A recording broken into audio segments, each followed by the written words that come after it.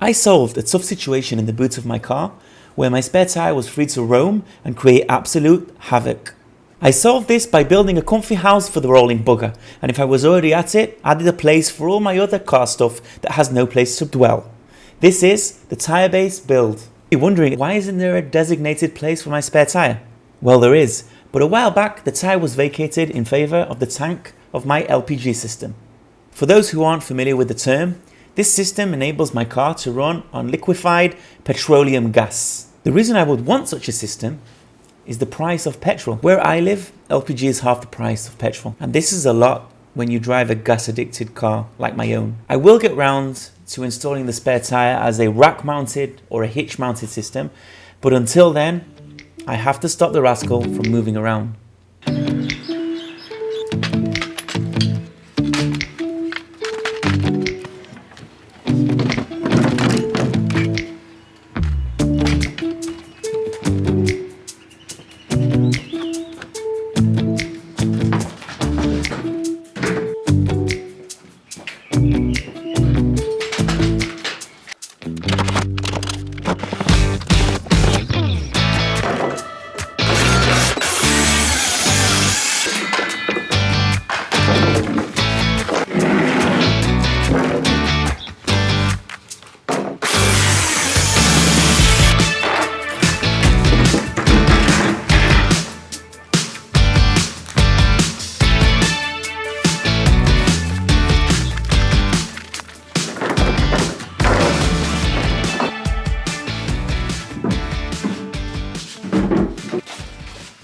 I designed the size to be a perfect fit for the spare tyre, but I still left enough thickness for the regular tyre in case I will need to replace the spare tyre and haul the regular tyre. For some reason, they're not the same size. I do all my designs in Fusion 360.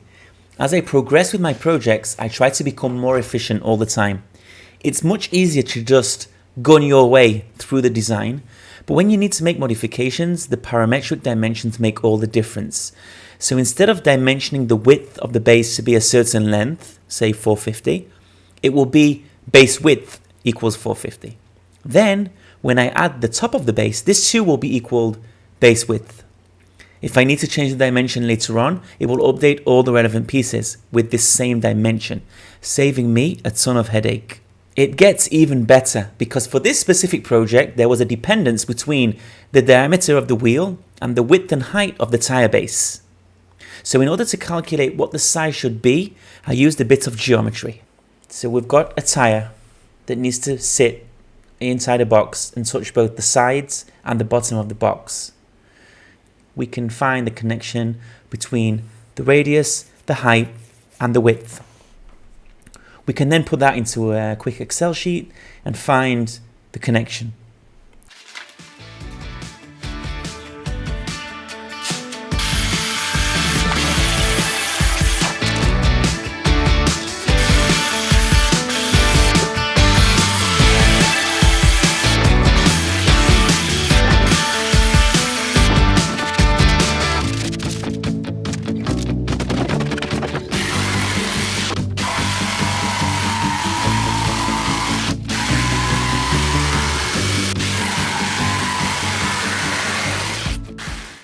I like showing you myself cleaning up, mainly to emphasize what's an integral part of any DIY project it really is.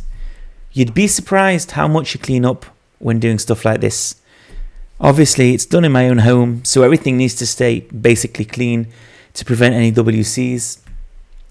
And you can't deny how good it is to watch someone else clean up. It's almost therapeutic. I mean, come on, I'm even cleaning the walls.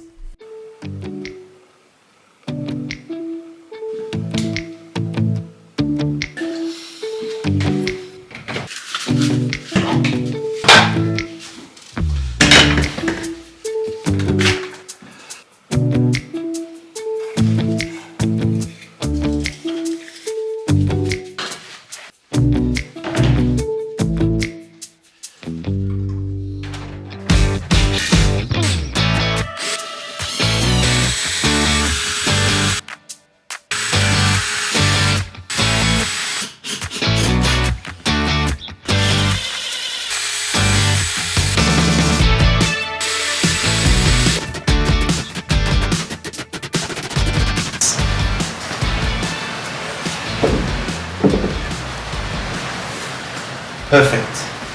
Indeed it is. Geometry works. Go figure. For this project, I lent a new toy from my brother. First time ever. I was extra careful not to get anything dirty. I also followed all his instructions to the letter. But still, no paint came out.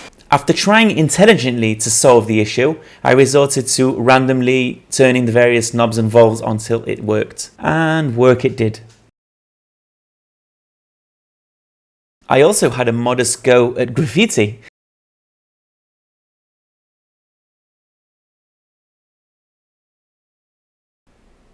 The paint I used was oil-based, so I used a plastic bowl to hold the thinner, or turpentine, in order to clean the tools. Now, I really want to make out that the fact that the turpentine basically destroys plastic within a few minutes of contact, but I didn't. It did occur to me that the turpentine might not be friends with plastic since the container is from metal, but I had this vague image in my mind that plastic is impervious to all kinds of dangerous chemicals. Thanks to Walter White. You see, hydrofluoric acid won't eat through plastic. It will, however, dissolve metal, rock, glass, ceramic.